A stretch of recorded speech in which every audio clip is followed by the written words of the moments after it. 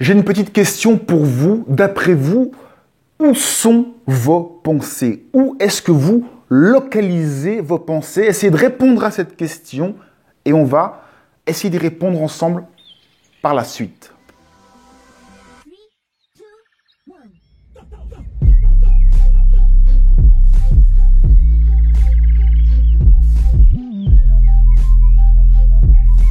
Alors, généralement, les gens localisent leurs pensées dans le cerveau. On a vraiment cette impression que nos pensées sont dans notre cerveau. Ça, c'est une impression. C'est une impression parce que ici, je vais vous développer ce que moi, je commence à comprendre. Je ne dis pas que c'est la vérité, mais c'est le mécanisme que je comprends. Alors, d'abord, il y a deux choses à différencier. C'est la conscience, être conscient que vous êtes là. Qu'est-ce qui fait que vous êtes conscient que vous êtes là? Si on retire toutes vos pensées, c'est quoi la conscience? Qu'est-ce qui fait que vous êtes conscient d'exister? Dit autrement, entre deux mots, le blanc qui est entre deux mots, où êtes-vous? Qui êtes-vous? Où vous situez-vous? Comment savez-vous que vous existez à ce moment-là? Ou peut-être que vous n'existez que quand vous avez des pensées. Est-ce que c'est ça que vous pensez? Donc, il y a ce sentiment, cette présence. Qu'est-ce qui fait qu'on sent qu'on est présent ici dans notre corps? Pourquoi est-ce qu'on se sent dans notre tête, au milieu de la tête? Personnellement, je pense que c'est parce que au milieu de la tête, on a ce qu'on appelle la glande pinéale et qui est le récepteur, comme une télé réceptionne des ondes, c'est le récepteur de quelque chose, des pensées, on va dire. La petite glande qui est là au milieu, je ne sais pas aller dans ma tête, la petite glande pinéale qui est au milieu de notre tête, c'est là que les pensées sont perçues. Et c'est pour ça qu'on a l'impression que nous sommes là. On n'a pas l'impression d'être dans nos pieds.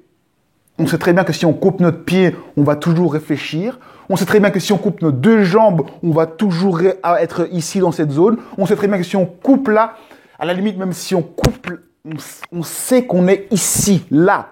Et finalement, c'est dans ce point-là, un point de conscience. Ça, c'est ce que je pense que nous sommes. Et quand je parle de point, ce n'est pas de la matière, c'est un point. Un point, il n'y a pas de... On ne peut pas décrire. C'est un petit point, j'aurais envie de dire un petit point d'infini, c'est juste de la conscience. De la conscience, on ne peut pas toucher. C'est juste savoir que vous êtes là. Donc, d'abord, il y a ce petit point de conscience qui est là. Ensuite, il y a notre corps qui est autour, qui est comme quelque chose qui a poussé autour de ce point, comme un fruit pourrait avoir quelque chose qui se développe autour d'un noyau. On a le corps humain qui vient matérialiser ce petit point de conscience. On a donc notre corps qui matérialise ce petit point de conscience et qui donne forme à ce petit point de non-forme. C'est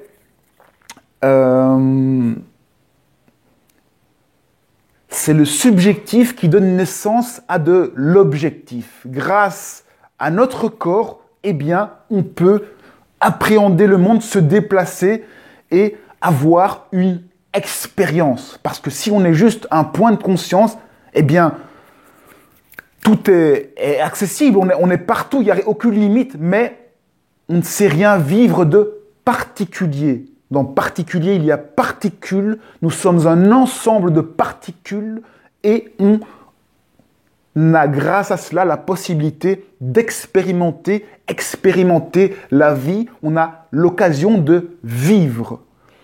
Grâce à notre corps, grâce à la matière, grâce aux objets, on peut vivre. Le petit point de conscience, c'est le sujet et notre corps, c'est l'objet. Alors, dans tout ça, les pensées, qu'est-ce que c'est?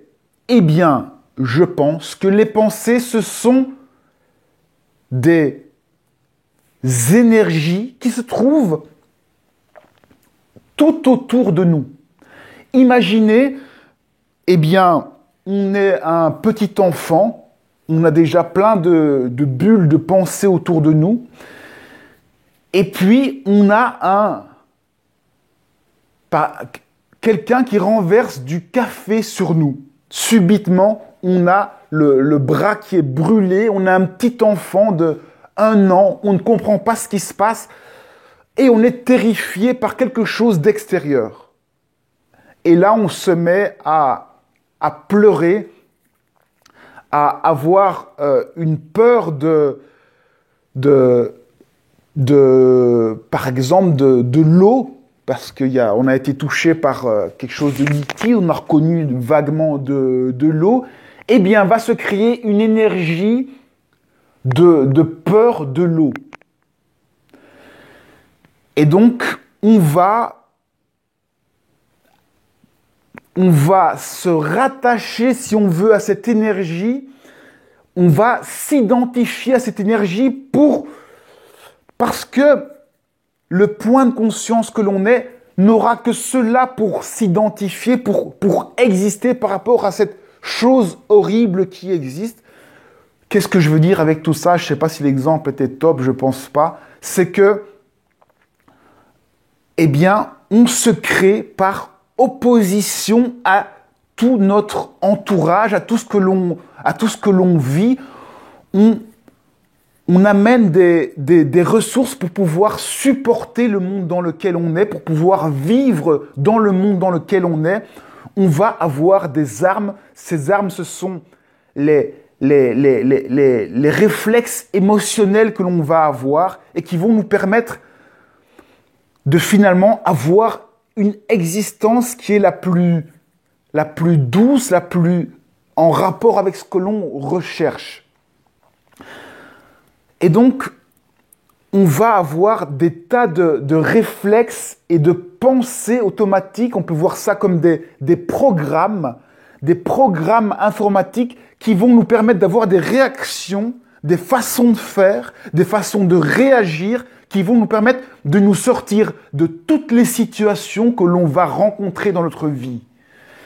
Et au fur et à mesure que l'on grandit, on va perfectionner toutes ces énergies qui nous ont permis de nous en sortir dans la vie. Du coup, le caractère que l'on va avoir, finalement, c'est simplement des énergies que l'on aura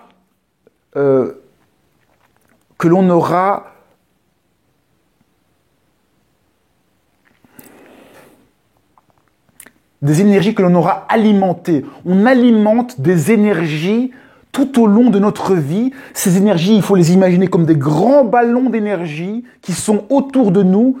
Et dès que l'on rentre dans une situation qui correspond à une certaine énergie, eh bien, on aura le réflexe de prendre les énergies avec lesquelles on a le plus d'affinité.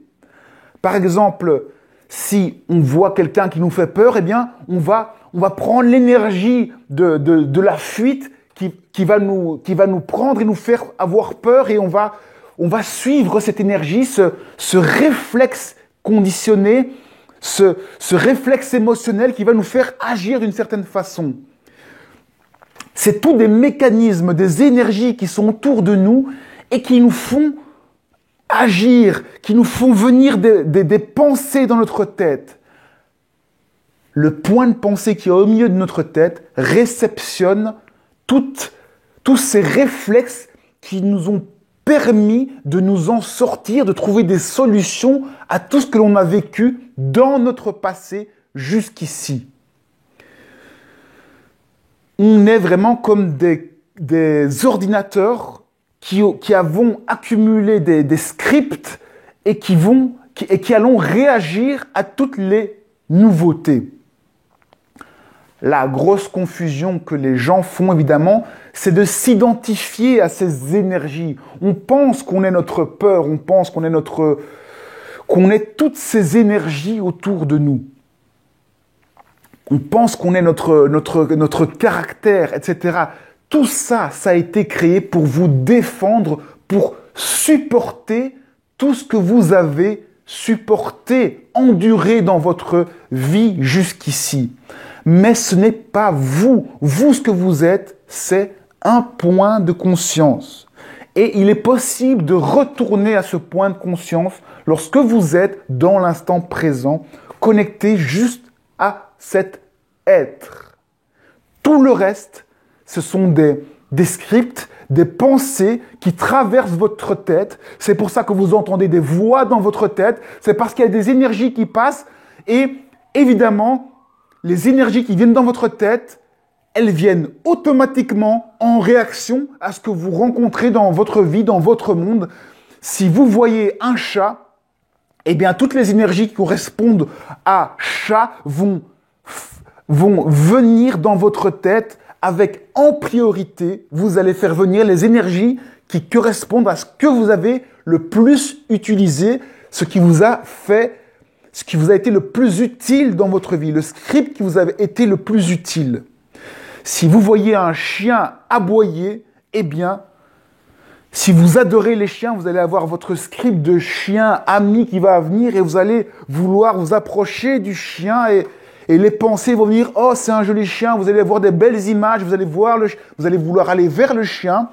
Si vous avez eu des mauvaises expériences avec le chien, vous avez donné dans votre passé vous avez plus alimenté l'énergie peur du chien, peur des animaux, eh bien vous allez favoriser cette énergie, vous allez voir un chien, vous allez avoir des pensées de peur qui vont venir, etc., etc. Donc, chacun s'identifie à ses pensées, à plein de choses, mais vous n'êtes aucune de ces pensées, vous êtes un point de conscience. Toutes les pensées qu'il y a autour de vous sont autour de vous, elles ne sont pas dans votre tête, elles sont des choses autour de vous qui vous traversent et que vous avez alimenté tout au long de votre vie, que vous continuez à alimenter. C'est pour ça que plus on est âgé, plus c'est difficile de sortir de tous ces mécanismes qu'on a alimentés tout au long de notre vie. Sortir de ces mécanismes, c'est s'éveiller, c'est prendre conscience, c'est revenir à ce point de conscience, c'est être capable de tout libérer, de tout abandonner, de se laisser mourir et de découvrir que tout ce qui est là, eh bien, peut vous parler à un autre niveau si vous êtes présent.